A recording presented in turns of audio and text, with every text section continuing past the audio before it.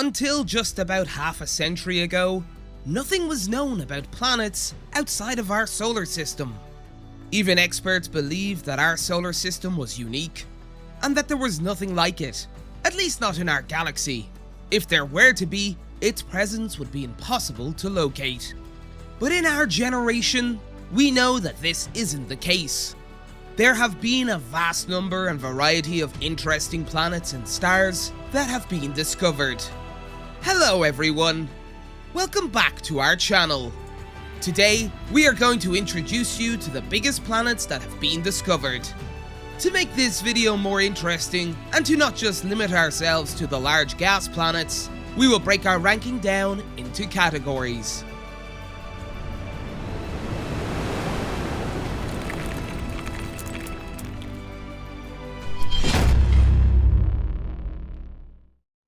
Jupiter, the largest planet in our solar system. Jupiter is no longer the largest planet known to mankind, yet there is nothing even closely similar to its size within the solar system. Unless there is evidence that supports the hypothesis of the existence of a brown dwarf orbiting the Sun, there probably isn't a planet that is larger than Jupiter in the solar system. A brown dwarf has a mass that is too large to be categorized as a planet, but at the same time, it is too light to be a star. Still, the probability that a brown dwarf exists in the solar system is not very high. Jupiter has a mass that is 317.8 times that of the Earth. In addition, its equatorial radius is 71,492 kilometers, which is 11.2 times that of the Earth.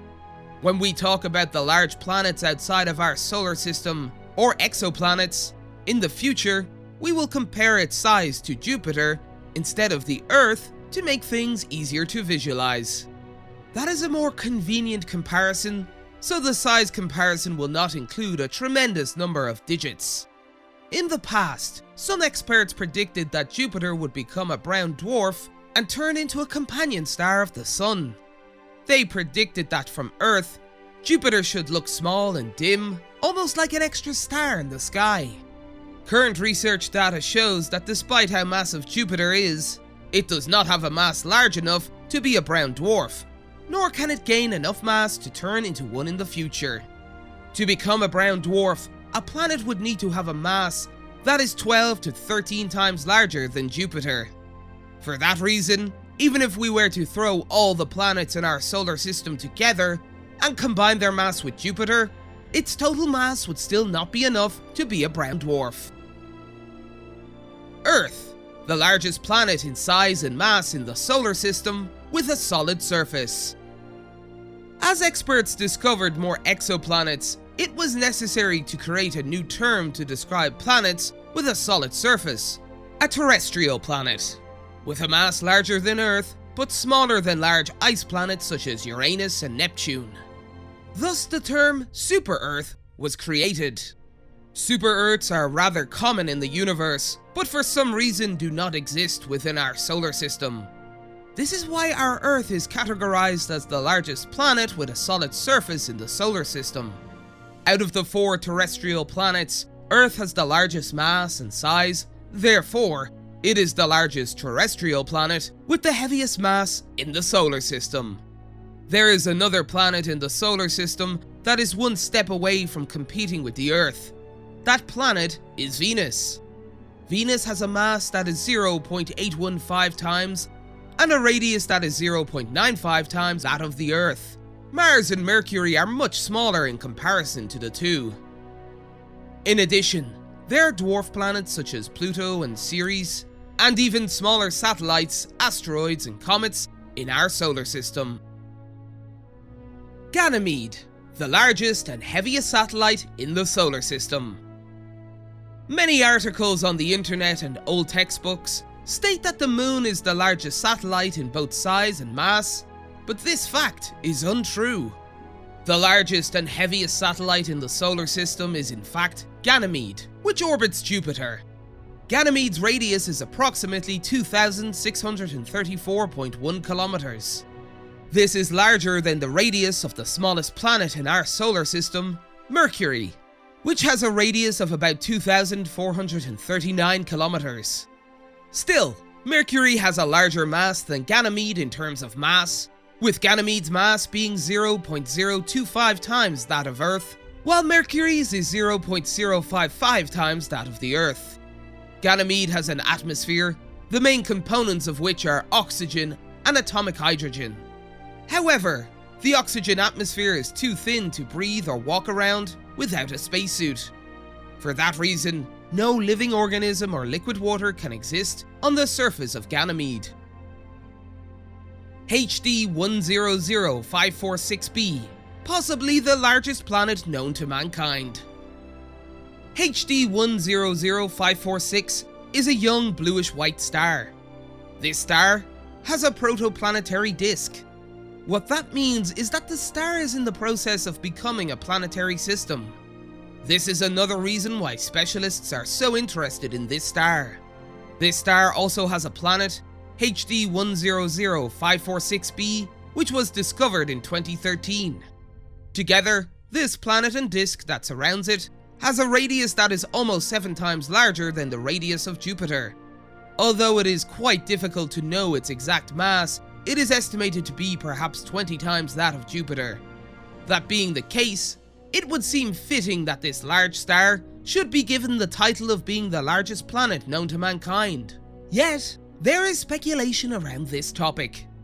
The first reason for this is that HD 100546b may not actually fall in the category of a planet, but should be classified as a brown dwarf. The second reason for this is that some specialists believe that the discovery of this HD 100546 itself has been a mistake. Therefore, debates around this star are still going on. Betapictoris b, the largest planet in size and mass that is confirmed not to be a brown dwarf. As you all have probably already noticed, one of the problems surrounding massive exoplanets is that it is difficult to distinguish them from brown dwarfs.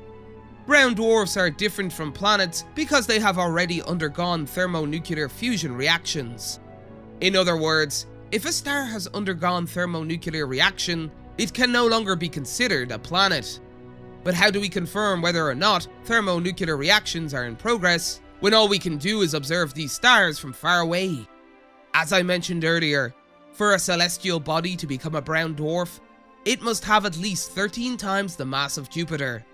Betapictoris b has a mass 12.9 times that of Jupiter, falling slightly below the category requirement. There are other bodies in space that have been found with masses that are 30 times greater than Jupiter's and have no thermonuclear reactions, at least according to the data that specialists have been able to gather.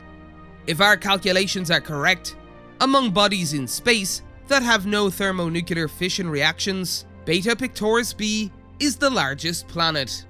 Betapictoris b is the only known planet in the stellar system with a high atmospheric temperature, which reaches up to 1724 Kelvin. In addition, this star is very dusty. It is hypothesized that this cloud of dust is responsible for creating a greenhouse effect. This chubby planet has a large mass, but is actually not very large in size. Its radius is only 46% larger than Jupiter's. TOI 849b, possibly the largest planet with a terrestrial surface. The minimum mass for when a planet could be categorized as a terrestrial planet like Earth or a giant ice planet like Neptune or Uranus is not very well understood. Usually, its mass should be slightly smaller than the mass of Neptune, which is about 17 times the mass of the Earth. However, recent discoveries have changed this categorization requirement. In July of 2020, a planet called TOI 849b was discovered. The radius of this planet is about 3 times that of the Earth. Neptune's equatorial radius is 24,764 kilometers, slightly less than 4 times that of the Earth. And since TOI 849b's mass is more than 40 times that of the Earth, it should have been classified as a giant ice or gas planet. However, that was not what happened in this scenario. This planet has a hard terrestrial surface with very little atmosphere. It would probably be impossible to live on TOI 849b. The reason for this is because, as previously mentioned, there is no atmosphere, and because the gravity on the planet's surface is tremendous. Also, its surface is kept at a temperature of 1500 degrees Celsius, a temperature that would make it hard to sustain life. How could this planet be classified as a terrestrial planet like Earth instead of a gas planet? The only plausible explanation is that the rocky core of the gas giant planet was blasted away and exposed. Perhaps the atmosphere was blown away by stellar winds in the early stages of the planet's formation. In any case, TOI 849b was immediately reported as the largest Earth-like planet, until researchers find a larger and more interesting planet will allow it to hold that title as well. This concludes today's video. Thank you all for watching. I hope you all enjoyed this video. Please subscribe to this channel and leave a like on this video. Please share what you have watched on social networking sites too. That way, we can continue to bring new videos in the future. I guess it's goodbye for now. See you soon on this channel. Goodbye!